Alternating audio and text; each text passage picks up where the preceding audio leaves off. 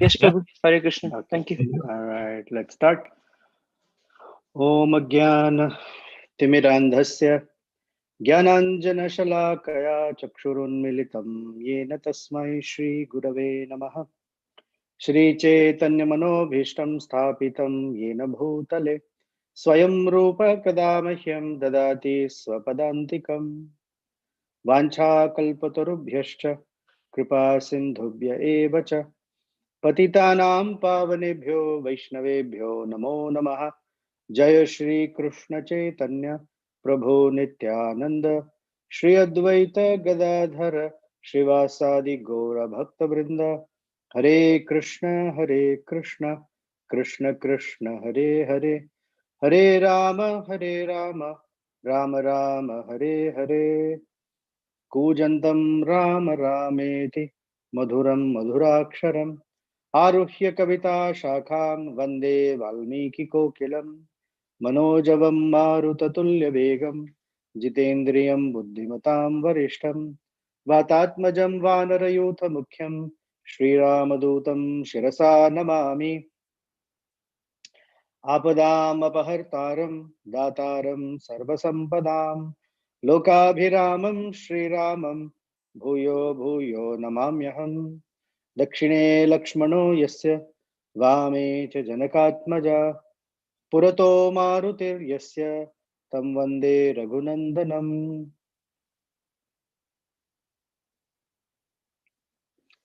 Okay, 1 second.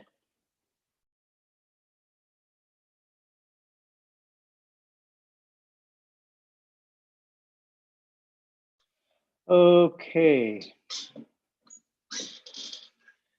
so we're going to continue Srimad Ramayana Aranya Kanda, chapter 12 onwards. Today may be short, may be long. Let's see how the deities inspire us. Sitarama Lakshmana Hanuman, Hanuman's not there, Sitarama Lakshmana, after visiting Sudarshana's ashramam as directed by Sutikshana Muni, they are on their way to Agastya Muni's ashram. Now, Agastya Muni's ashram is in a place near, not far from Panchavati.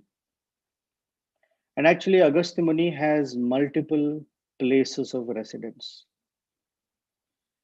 And to get an idea, the range of residences or the entire place that Agastya Muni would often move about in and reside is given. We've given some idea in Sri Chaitanya Charitamrita.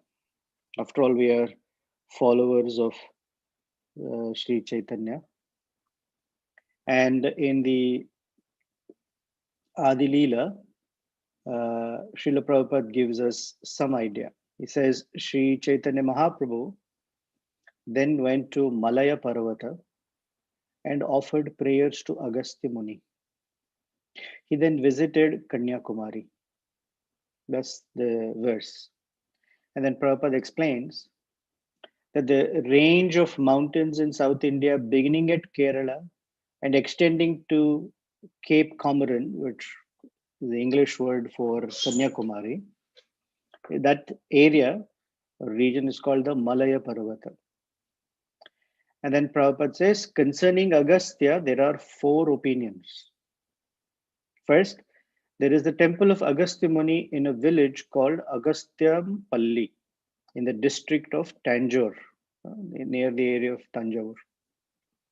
And he says there is a temple of Lord Skanda on a hill known as Shivagiri, and this temple is said to have been established by Agastya Muni.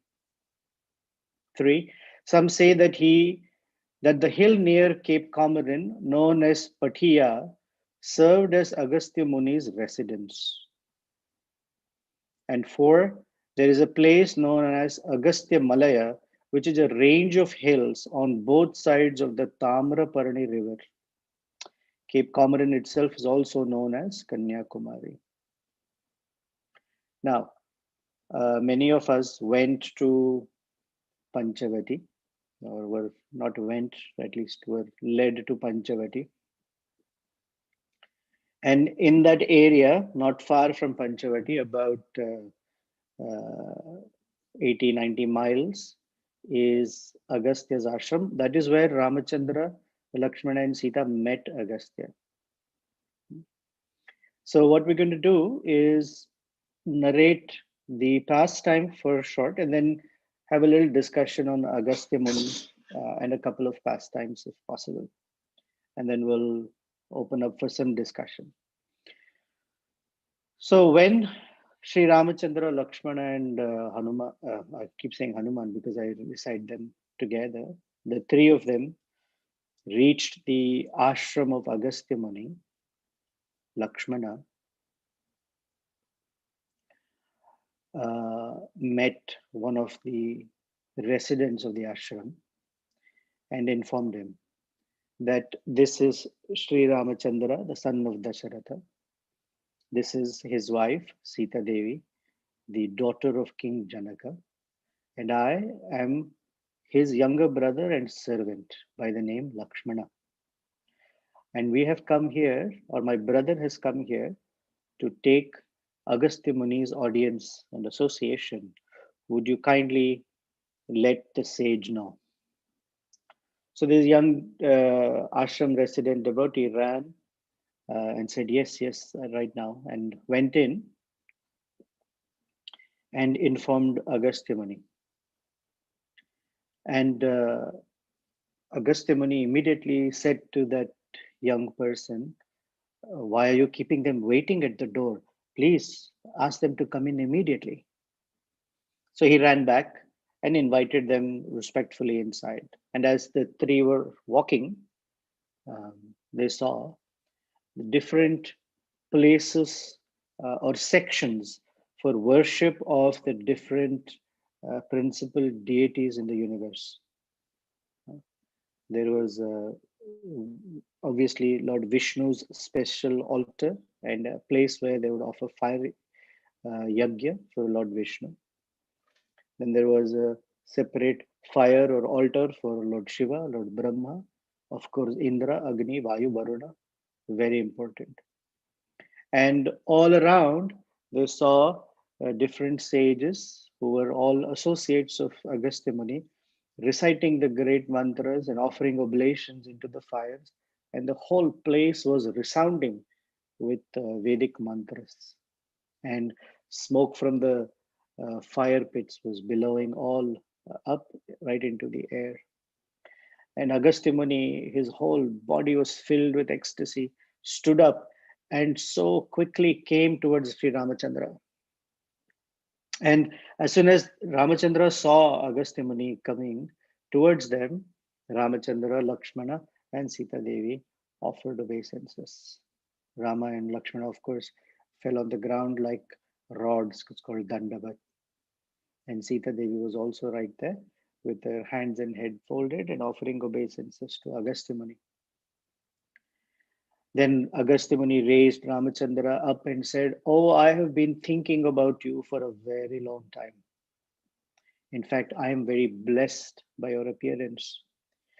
And then he recites certain verses that have direct and then hidden meanings. Obviously, the direct meaning is glorifying a great prince, and the indirect meaning is an expression of realization that Ramachandra is the supreme absolute truth, the personality of Godhead. This is similar to Vishwamitra Muni when he had come to Dasharatha's palace. And Dasarath Maharaj had told him, oh, how can you take my son? He's not even 16 years old. Una Shodasho Varsho me Ramam Rajiva Lochanaha. That my son Ramachandra, who has eyes like the broad and beautiful like the petals of a lotus flower, is just about 12 years old or not yet 16. And sometimes the word una means a quarter. So una shodasha means a quarter less than 16. That's about 12. And I cannot give him. And so Vishwamitra becomes angry, as we may remember, And he says, Aham Vedmi Mahatmanaha. I know that your son actually is a very great person. And he says, even Vasishta knows this. So that phrase, Aham Vedmi Mahatmanaha, is actually a phrase, the words have been just reordered from the Rig Veda. Vedaham etam Purusham Mahantam. Same. So he says, I know your son to be, you think he's your son, and I know him to be the supreme absolute truth, the object of literally everyone's meditation. So Agastya Muni also similarly says that while I am very much blessed by your appearance, I actually understand that you are always beyond the influence of Maya, material energy.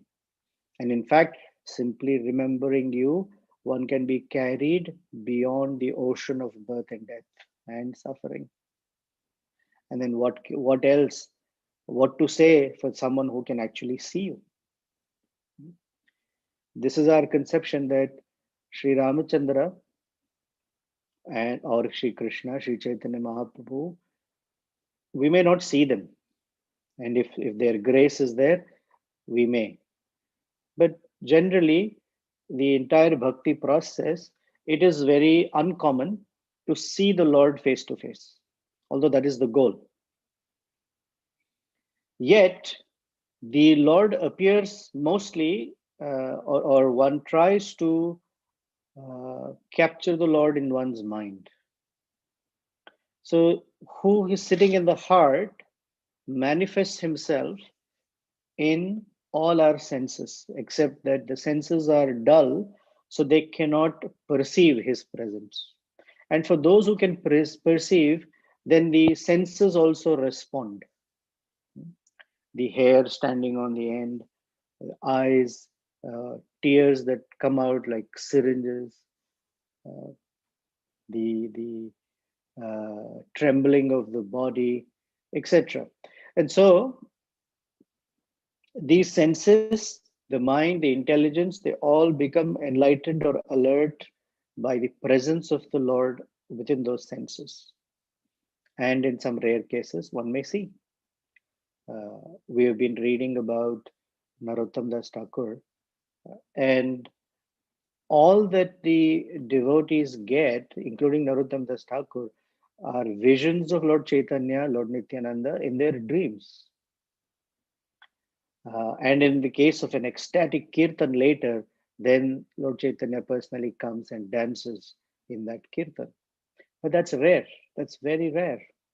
So mostly it's the awakening of the realization of the Lord's presence in the heart and the guidance of the Lord through the heart. So he's saying, one who thinks of you, one doesn't even have to see you, one who thinks of you or thinks of your holy name, such a person can cross the material ocean. Now, what to speak of somebody like me who is very, very uniquely blessed that I can see you in front of me. Then Agastya Muni performed some amazing devotional service. He sat them down, he offered them water and arghya, water to wash their feet, water for achimana, arghya. This is supposed to be done for any guest, arghya. He worshipped them. He offered them with whatever was available in the forest and the fresh, clean water from the rivers. And and when they were sitting, then discussing, Agastya Muni went into a deep state of samadhi and trance. And in that trance, a great bow appeared out of that samadhi. And there were two quivers full with fascinating, sharp, powerful arrows that were blazing like fire, and a long, powerful sword that was in a golden sheath.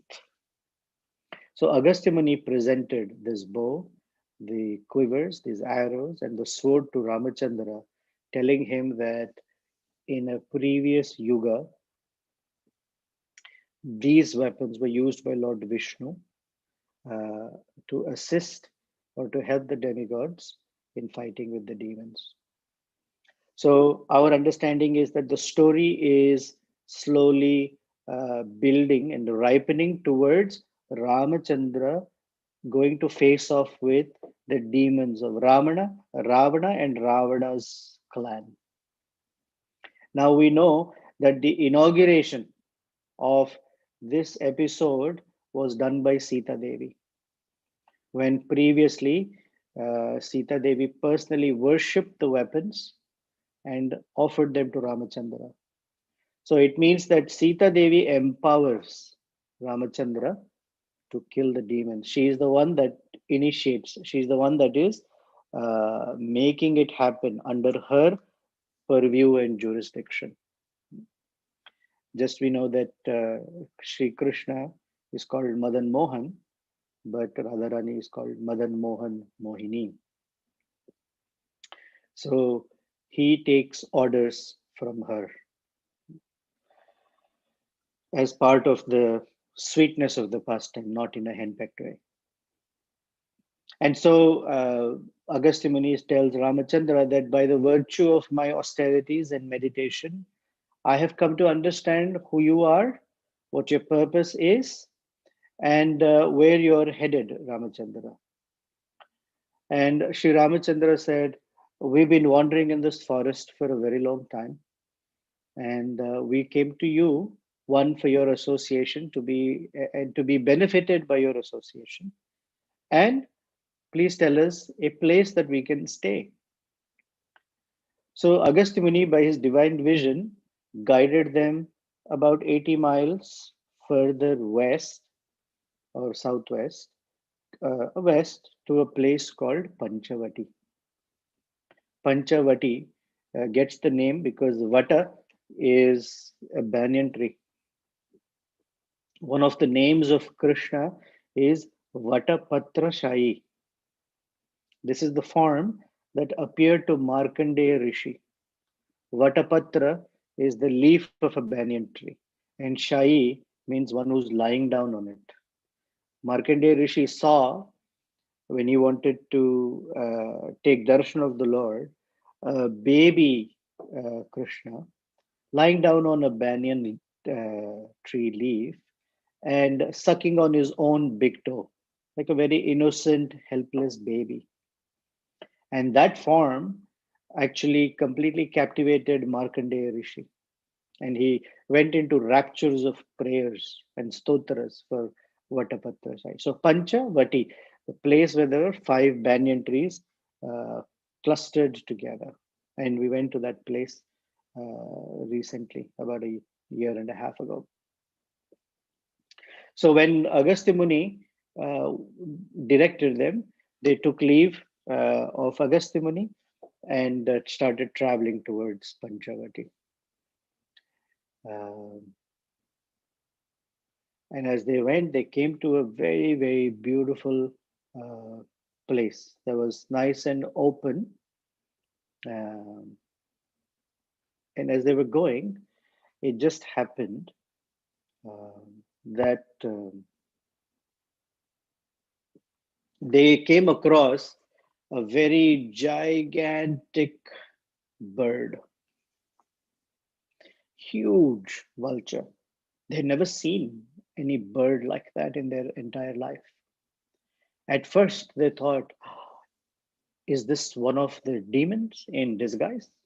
Because we have heard that in this area of Dandaka, remember, Sutikshna had mentioned that this whole place is surrounded and filled with Rakshasas who have the ability to take on any form, and it could be very misleading, just as Vatapi and Ilvila would take on the forms of Brahmanas. Other Rakshasas would take on the forms of animals or birds to mislead innocent Brahmanas and kill them. So when they saw this massive vulture, first they thought, oh, is this an enemy? Is this a Rakshasa? And so Ramachandra addressed this bird. He says, I am Rama, and this is my brother Lakshmana. We are both descendants of Raghu. And he asked them, please give us your introduction. Who are you? And what is your race? So this bird, interestingly, replied in a very gentle, sweet voice, said, I am actually a friend of Dasharath Maharaj. Because as soon as he heard that we are descendants of Raghu, he remembered that, oh, they are sons of my dear friend Dasharatha. He says, my name is Jatayu. I am the king of vultures. And I have another name, I have a brother, an older brother by the name Sampati. And instead of just giving an introduction that my name is Jatayu, Jatayu went into a description of his entire lineage to show that, to assure Ramachandra that he is not come here or met them out of animosity.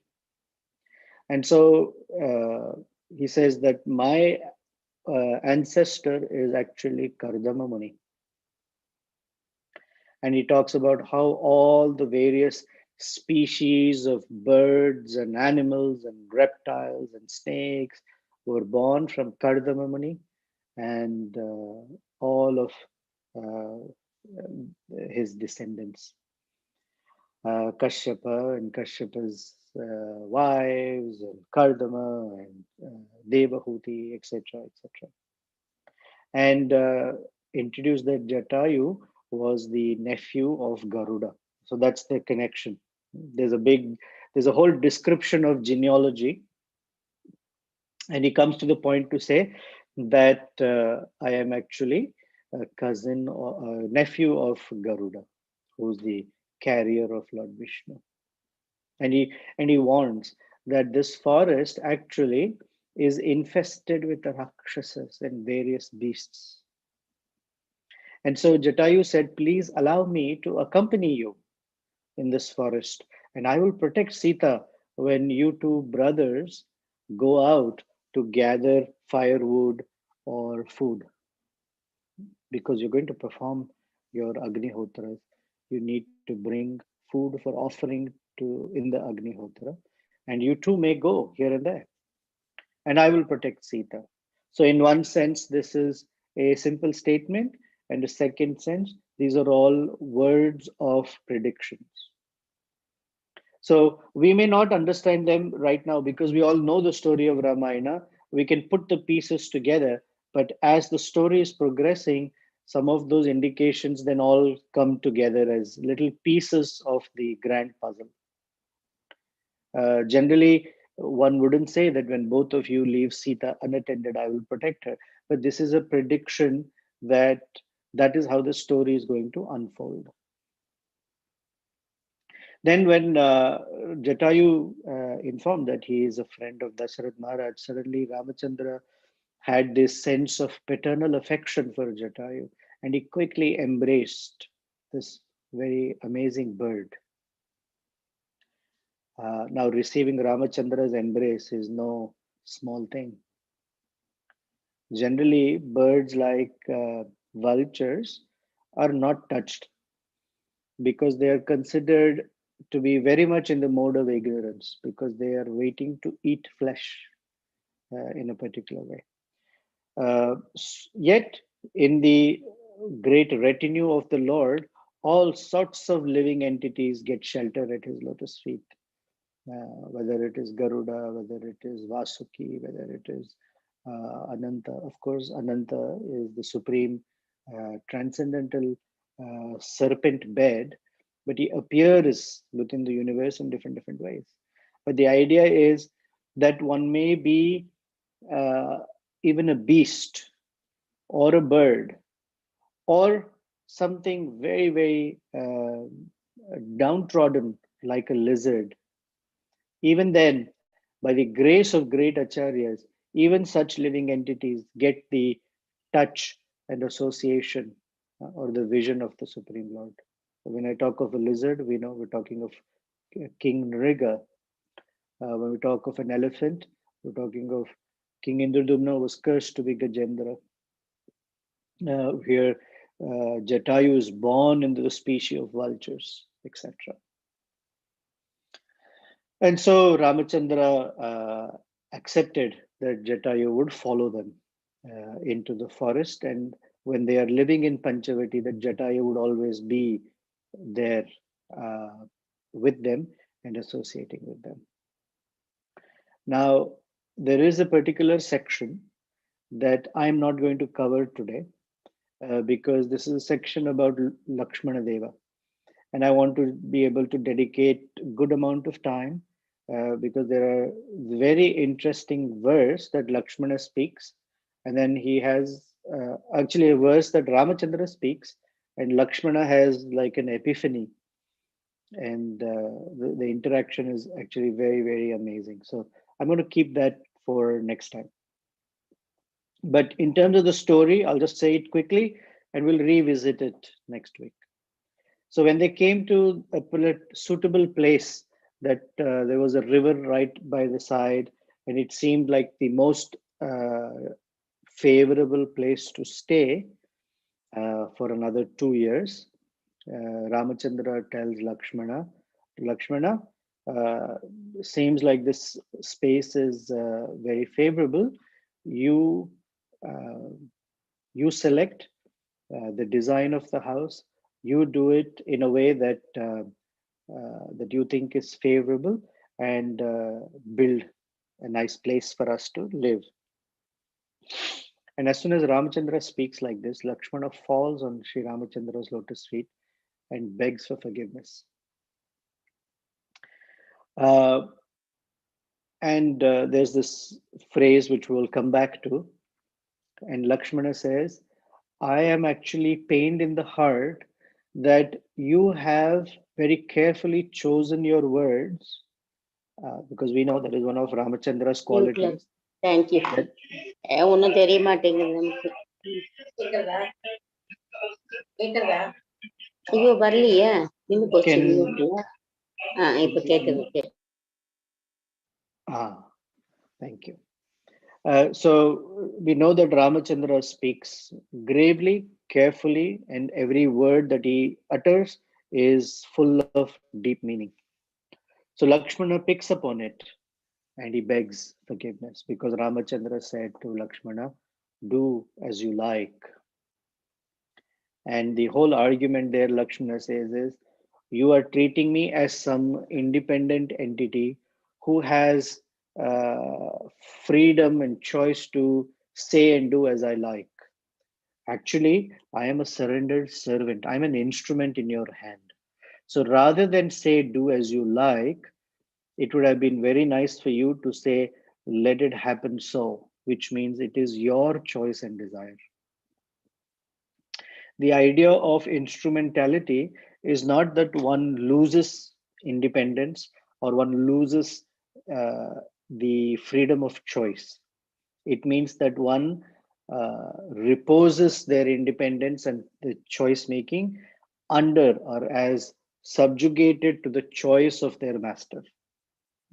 They can always choose not to do, but they offer that independence in a way that you can tell me whatever you want me to do, and I will do so. Therefore, Bhaktivinoda Thakur says, I'll be like a dog at your doorstep.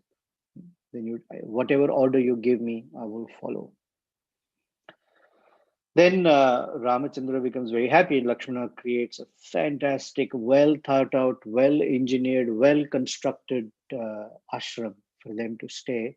And Ramachandra offers great praise to Lakshmana by embracing him. And there is that verse which we will visit next week where he says, Bhavagyena Kritagyena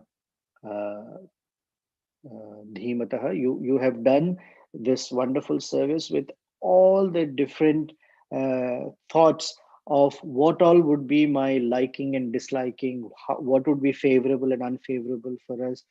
In fact, you have done it in such a way that I feel you are taking care of me like a father would take care of me. And therefore, I don't really miss or feel the absence of Dasharath Maharaj. Although Lakshmana is younger, Ramachandra feels that Lakshmana has become very protective and caring like a father.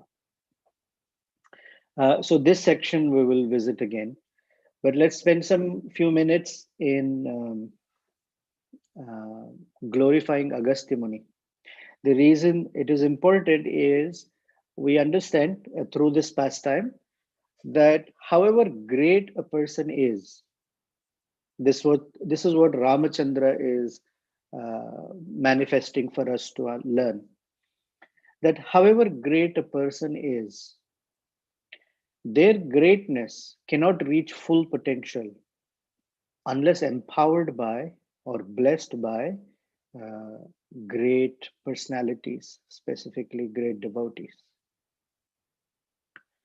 Uh, and in the course of one's service, one must be guided by, blessed by, empowered by personalities that one considers as spiritual masters or guides.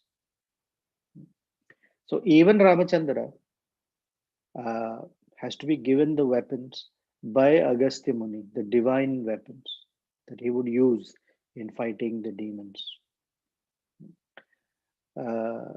If any occasion that we see, whether it is marriages, upanayana, including garbhadana, whatever it is blessed or sanctioned by superiors.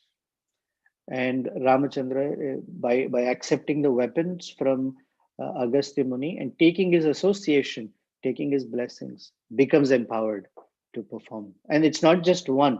In fact, the whole idea of staying in the forest for such long time, almost 12 years, and carefully associating with these great personalities, although they are benefiting in the role of a human being, he is showing how he is benefiting.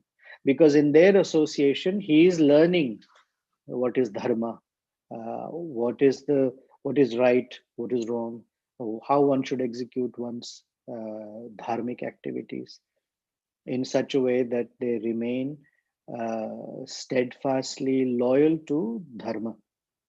Now, steadfastly loyal to dharma does not mean steadfastly loyal to these blank principles that are written down. Actually, steadfast loyal to dharma means steadfastly loyal to the words of the superiors. Because what principle of dharma that one should apply in what circumstance is not easy to discern. Right? That's what Krishna says in the Bhagavad Gita, that even the greatly persons who are called kavayaha, right? Kavi not only means poet, Kavi means one who knows everything perfectly. And to such a person, the Lord reveals in their heart. So Lord Brahma is called Adi Kavi. Tene Brahma Hridayaha Adi Kavaye. And Krishna says in the Bhagavad Gita that even the greatest of persons who are knowledgeable, Kavayo api atra mohitaha, that even the greatest of persons who can discern the rights and wrongs, who can discern this and that, can get confused and perhaps bewildered about, in a particular circumstance, what's the best course of action. Kim karvata, kim akurvataha, kavayo api atra mohitaha. And therefore, one needs not only Shastra, but one needs Sadhu and Guru. So being in the presence of Agastya Muni. Now this Agastya Muni, great personality, appears again and again in Ramayana. He meets Ramachandra here when he's about to start his pastime of killing the demons.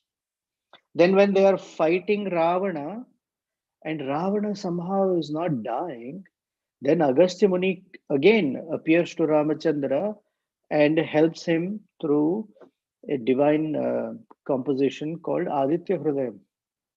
And then when Ramachandra comes back victorious, he visits Agastya Muni.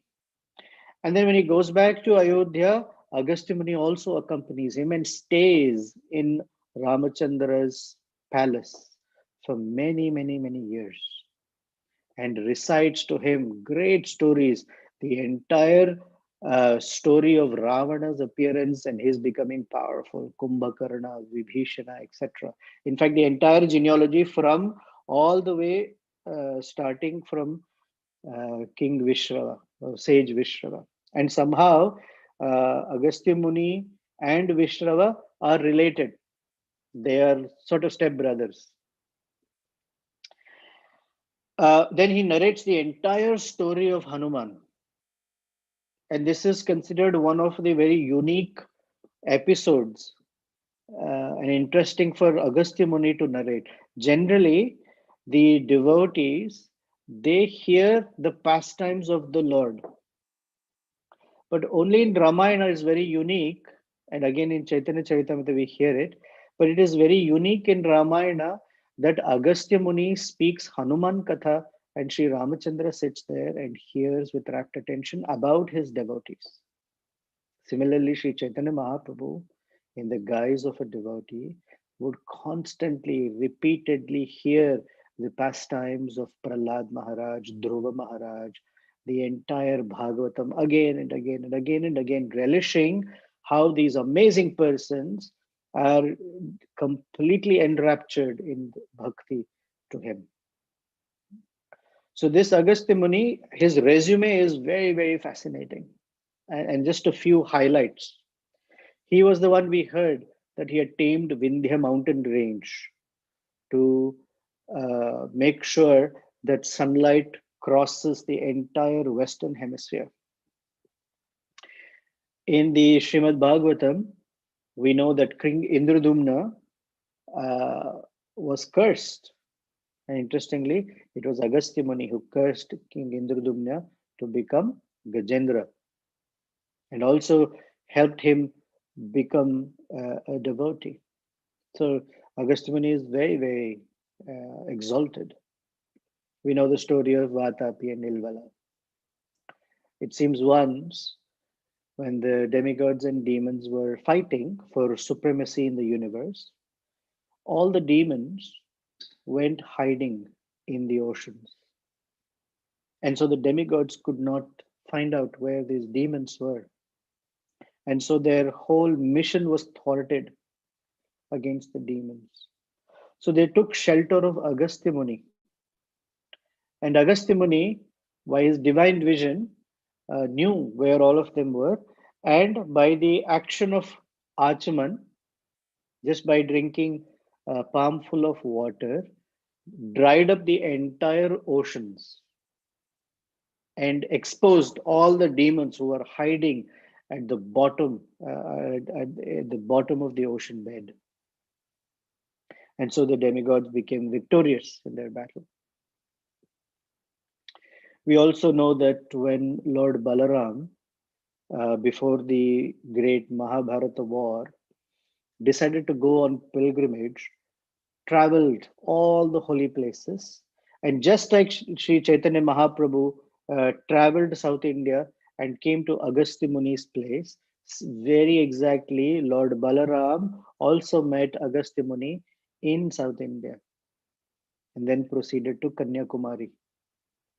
Now, interestingly, Sri Ramachandra's time is in the 25th or 24th Yuga cycle, 25th, according to Rupa Goswami. We are in the 28th Yuga cycle. And Dwapara Yuga happened about 5,000 years ago because Lord Krishna appeared near the end of Dwapara Yuga. So Agastya Muni is been there all this while and still there, except not visible, but still there and empowering the entire section of South India by his presence. From the Srimad Bhagavatam, there are some hints that Bhrigu Muni, who was the mind-born son of Lord Brahma, again took birth in the womb of the wife of Varuna. So he became the son of Varuna and Charshani. And I said that Valmiki was also born from Varuna. Valmiki is a descendant of Varuna. And then once Varuna and Mitra, when they saw Urvashi, they were unable to control their urge to be with Urvashi. And whatever semen was released was carefully kept in a pot, because these are very, very great personalities and they never waste their semen. And so in this pot, two personalities were born from Mitras and Varunas. They were called Vasishtha and Agastya. Yeah. So both Vasishtha and Agastya Muni have another name called uh, Kumbhaja. They were born from a pot. Now, sometimes it is referred to as in vitro fertilization, where the semen is preserved and then later it is used for fertilizing the egg. And this is one of the very, very early uh, cases of such um, fertilization. Right from the pot, uh, Agastya and Vasishtha were born. So these are not ordinary personalities, and they play a very, very significant role in the different pastimes of the Lord and in different appearances. And they are here simply for one purpose. And this, the word used in Sanskrit is lokakshema. This is for protecting and preserving all the living entities on this planet or in this world by helping them become advanced spiritually. That is the real kshema. Generally, kshema is understood as protection. So the protection can be physical, but these great sages go beyond physical protection to also protect the spirit of bhakti in every living entity, which we understand exists. Every Atma has an innate connection with the Supreme Lord. And great personalities are the ones who preserve and ensure that that spirit is awakened from a dormant state. And that's why they perform austerities. They themselves don't need, they have visit, they have the Lord coming to visit them. They have great association of the Supreme Personality, but they remain on the earth planet or earthly realm to benefit the universe in different ways. So Agastya Muni is a very amazing personality. And as we're hearing Ramayana, obviously we seek the blessings of Agastya Muni, that by his grace, by a mustard seed worth of his grace, that we can appreciate and invite the presence of Sita, Rama, and Lakshmana in our own lives. Okay, any questions or comments on this topic?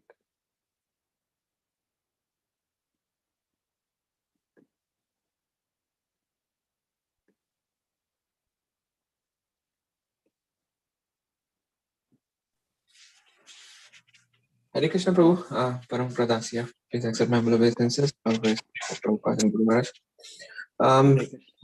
On that, I was thinking about that quarter 16 that you mentioned. Why is it not like 15 and 3/4? How is it when I hear quarter 16, it should be in my mind between 15 and 16? The Acharyas explain quarter of 16 means you take 16 into 4 parts. So 3/4 of that is 12.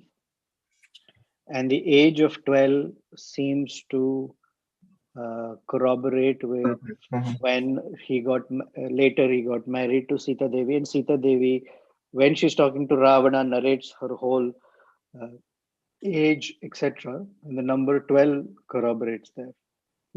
That makes sense. And so sometimes we refer to age, not specifically the number, but in different ways. We say, someone says, not yet an adult. Right? It can be 16, it can be 17, it can be 12, depending on the context. So, Una Shodasho Varshome is roughly said as not even 16. And not even 16 means he's not allowed to enter into a battle with anyone. Like Abhimanyu. Abhimanyu was invited into battle, And the problem everyone had is he was just 16 years old.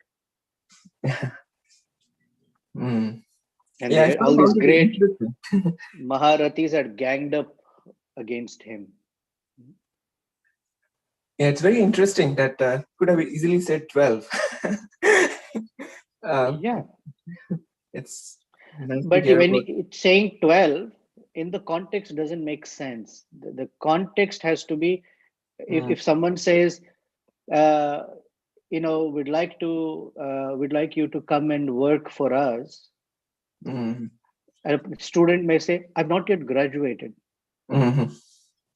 Doesn't say I'm only in third year or second year, I'm a junior. May not say like that. May say I'm not yet graduated, because that event of graduation means I can do other things. Mm. Makes sense. When Thank you when so much. when once we were discussing someone's marriage, and the point was whether they're ready for marriage in terms of timing. I know that I had to speak to my spiritual master, or our spiritual master, and say, "Well, he's not graduated yet."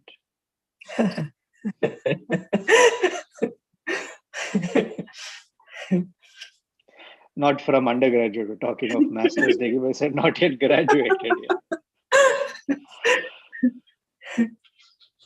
Thank you so much for wonderful But we clarification. didn't let that person go easy. As soon as they graduated, they were captured. Thank you, Hare Prabhu. Krishna, Prabhuji. Hare Krishna. Prabhuji, you were talking about Markandeya Rishi. Is he the same Rishi who was blessed by Lord Shiva? Yes. Okay. He was also a devotee of Vishnu. He was one of the greatest devotees of Lord Shiva. And when Lord Shiva appeared to him, Lord Shiva blessed him to become an amazing devotee of Lord Vishnu. And that is how he got the vision of Vatapatra Shahi.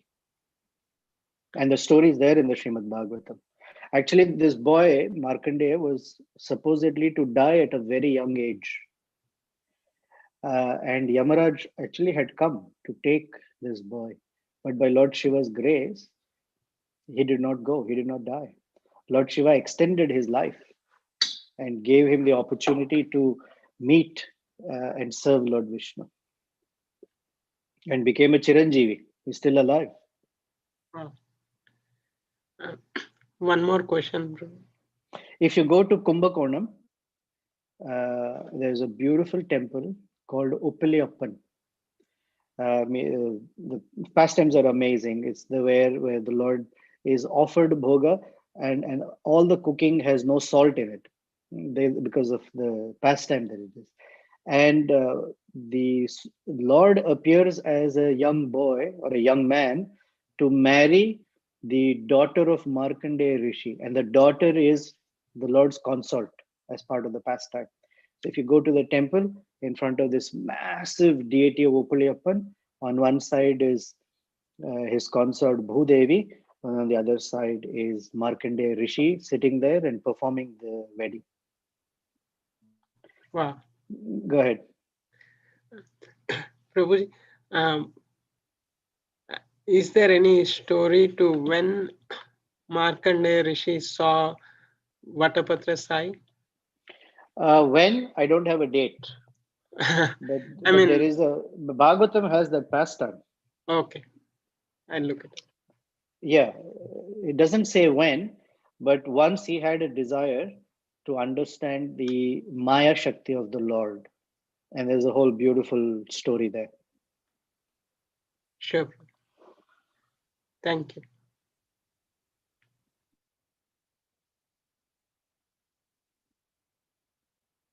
Okay, so here's a question from Shri Rupa.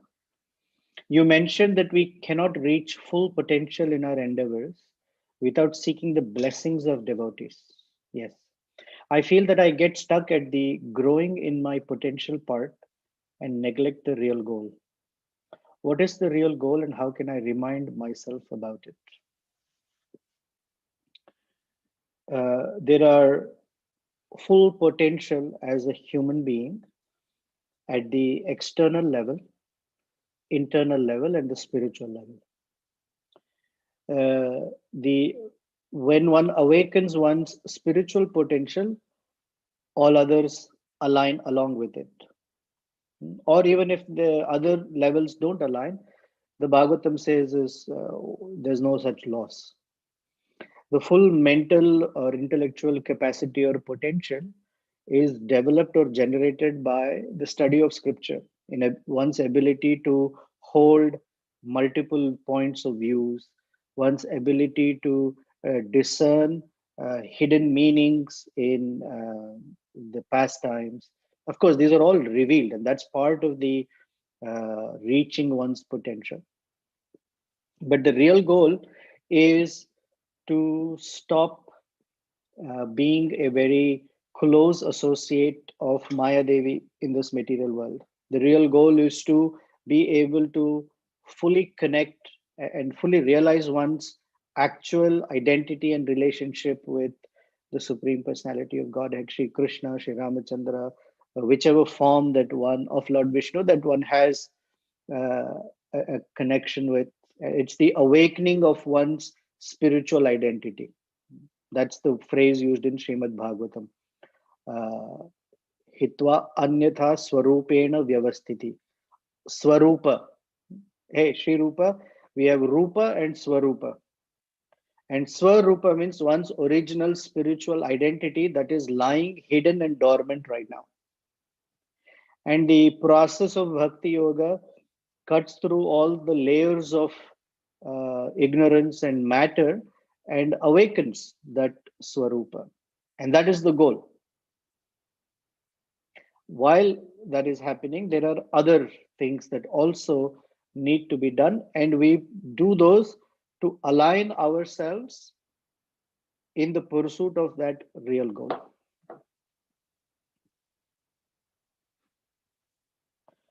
Okay, anything else? Hare Krishna, Prabhu. Please accept my humble obeisance, Prabhu. This Prabhu. is Akashvani. Prabhu, you brought out a very wonderful mood of praying to Agastya Muni so that we can get a greater insight and a connection to the pastimes of Lord Ramachandra. And while describing or narrating about Agastya Muni, you also brought about the importance of serving acharyas, the guru, etc. Now, a common thing where some of us maybe get stuck at is we want to serve an acharya or a guru or senior devotees, but we don't know whether they are really pleased. And we look for explicit indications. Implicit indications sometimes are too, what you call, fine for us to notice. In such a case, how do you think, that we as an individual should grow so that we can discern those finer nuances? In an immature or at an immature level, not immature like foolish, but not yet matured level or on the path of maturing level, one might need some very explicit indicators. Not always is that possible, and sometimes it is. But the relationship needs to be developed into something more internal, especially if one doesn't have access to one's spiritual master all the time or not so often. Because there are many persons who have access to their spiritual master very easily. But one may not benefit from it because they may never reach out and ask or seek that kind of guidance or help or realization. The internal indicators, one internal indicator among many is a deeper appreciation for bhakti and bhaktas. Bhaktas includes great Vaishnavis also. Okay, is used ubiquitously. Another is a sense of realizations, a deeper realizations is a deeper understanding and appreciation of scripture, a deeper understanding of or a realization that certain circumstances that happen around us, that we may be able to get inspiration of how to serve Krishna within those circumstances.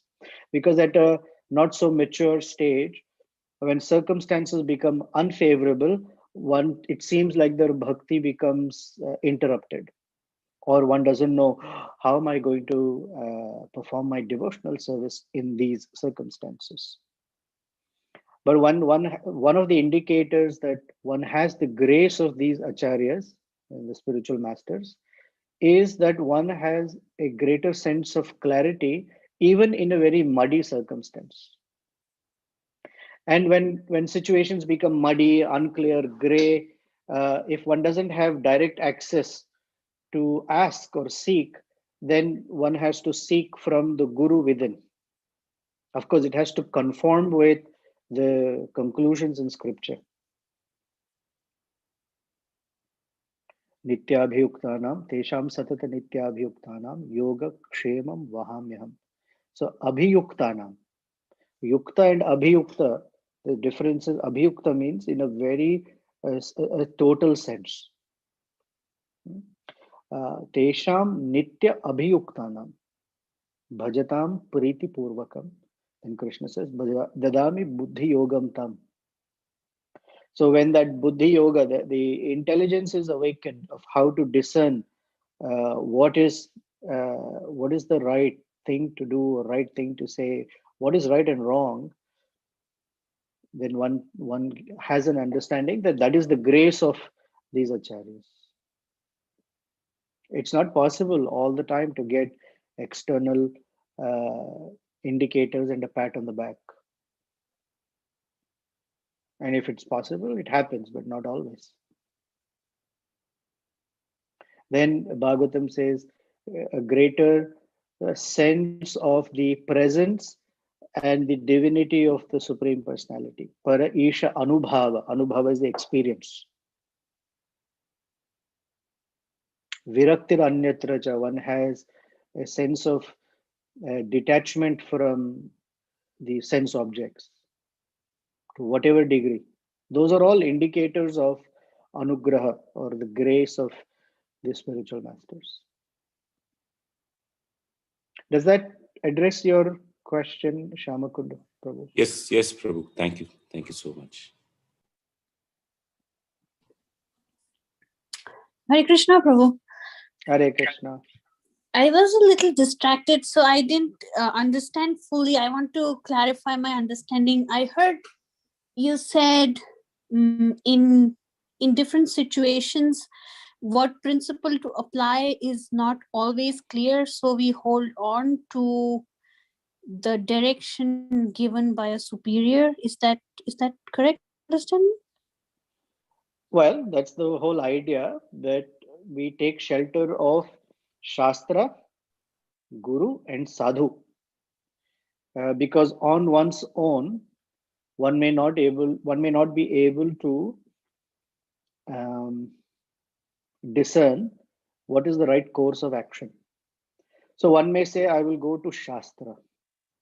But Shastra, because it is the way it is there are contradictions in Shastra.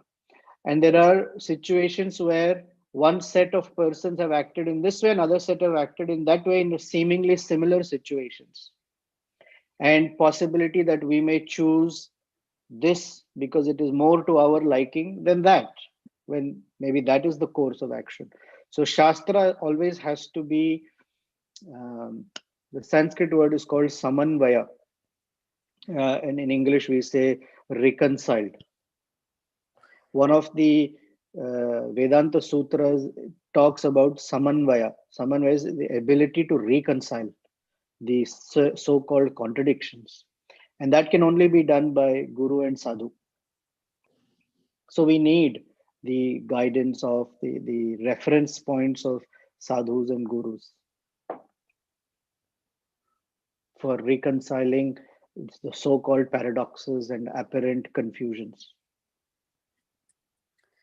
So in a situation, if I feel this is the principle to apply, then I confirm if that's the correct principle. Is that what you're saying? Sure. Okay.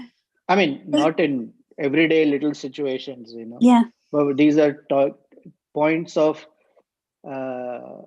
confusion where there are major decisions or decisions that might alter one's course of life.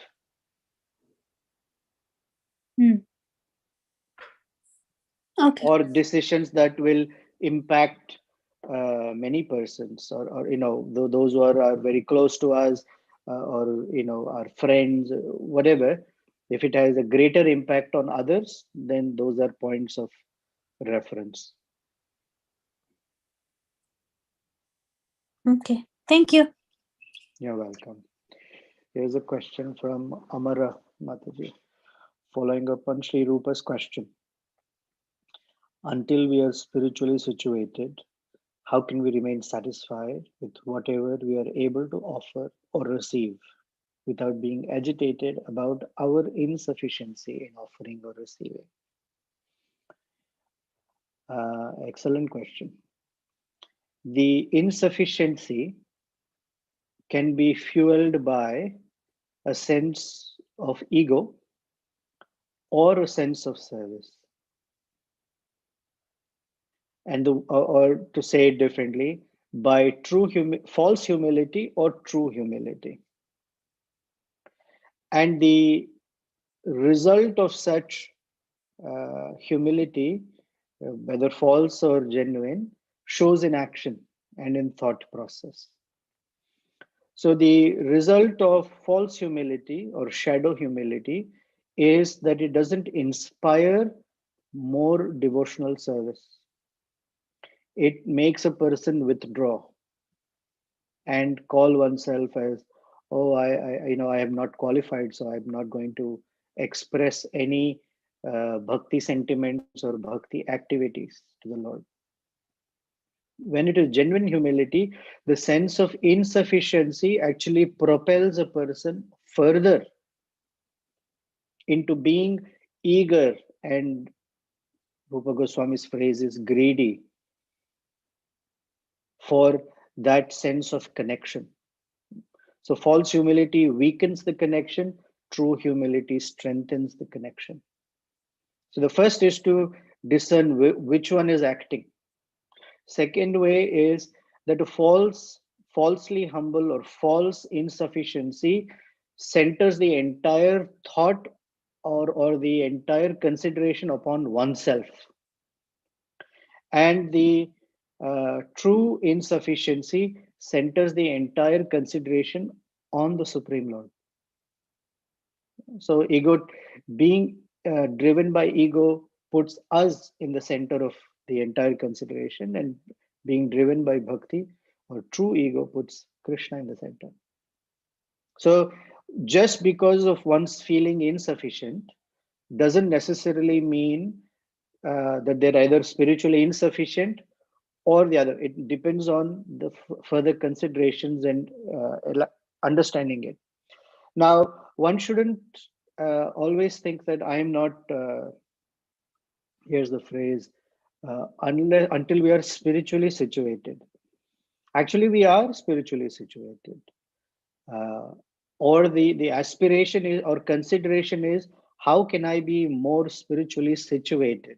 That's the thought before acting, or before doing something, or before following through on our words and actions. Now, the lack of being spiritually situated is the condition that we are coming out of, or trying to come out of. So the Lord, from Krishna's and Ramachandra's perspective, they are very understanding. They see, but they see the genuineness of the intention. So they, when I'm saying they, actually he, and they, because Radha and Krishna, or Sita and Ramachandra, or Lakshmi Narayana, They don't see the quantity. They see the quality of our intention. They don't see the quantity of the offering. It's the quality of intention. And therefore, the Lord has a name, Bhavagrahi. It is the bhava that they accept.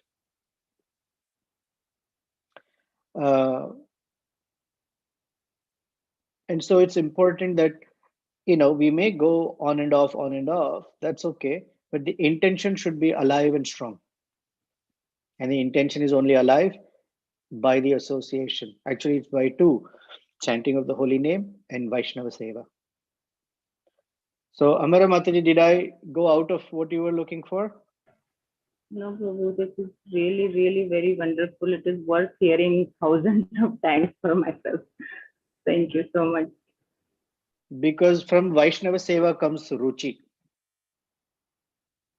Syan Mahat Sevaya Vipraha Punya Tirtha Nishevanat. And we hear that Shushusho Shraddadhanasya. This is the first canto, second chapter. Shushushaya means humble service, menial service of hearing and serving the great personalities. And there is an adjective, Shraddadhanasya. One should perform this activity of menial service with faith. Shraddadhanasya. Then Vasudeva Katha Ruchi Syat. Unless it is performed with Shraddha and as Shushushaya to great personalities, Katha, Ruchi for Krishna's Katha will not manifest. One can keep on hearing, one can say this and say that and say any, nice storytelling, but there's no Ruchi for oneself and for anyone else. So whenever one feels, I'm not spiritually situated, for example, then the becoming situated requires Shushushaya. One somehow takes on very humble, menial, some service, whatever form of that service is, to great personalities. And that makes one situated. And it may be momentarily situated, or for a long time, or for eternally situated. Depends with the Shraddha with which that association is accepted.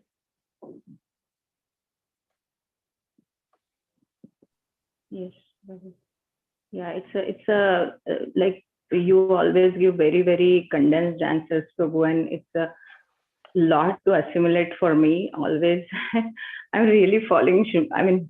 Sorry, I'll maybe follow up later, Prabhu, but it's excellent. Thank you so much. Thank you. Hare Krishna. Okay. Anything else?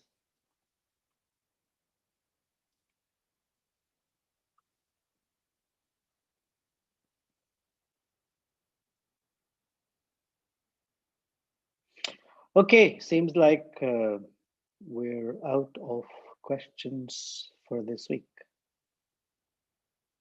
Well, thank you very much for spending your Saturday morning. Obviously, each one of you has many things to do, but you give me the opportunity to share Ramayana, and by your obviously being here, I am inspired. I feel blessed, and I definitely feel encouraged. So I really want to thank each one of you that week after week, somehow you take the time out and you join. And I request you to continue encouraging me. So obviously what I say is fraught with mistakes or faults, or not, divinely inspired or inspiring, but it's a service that somehow I find great joy in. And I'm very grateful to all of you. Thank you. And until we meet again next week, let's somehow bring into our consciousness visually that the greatest of personalities, Sri Ramachandra, Lakshmana, Sita Devi, who don't need to be told or inspired by anyone, by whose desire the entire universe is just manifest and unmanifest. And this entire activity of coming to earth is just a playful pastime for them. Show us the necessity and the power of being in the shelter and presence of very, very great personalities who otherwise not necessarily walk around with a board on their chest that I'm a great person, but by uh, genuine inquiry and service, they reveal the greatest truths that are hiding in the core of their hearts. And it is our duty as very young aspirants of bhakti, it is our duty to extract from the deep caves of these great personalities' hearts the tasteful, joyful, and purifying truths about the divine couple Sita Ramachandra, Sri Radha Krishna, or Lakshmi Narayana. It is our job, our duty, and our greediness because it is for our benefit. So may we continue this meditation until we meet again and further strengthen it. So thank you. Sri Sitaram Lakshman Hanumanji ki jai. Srila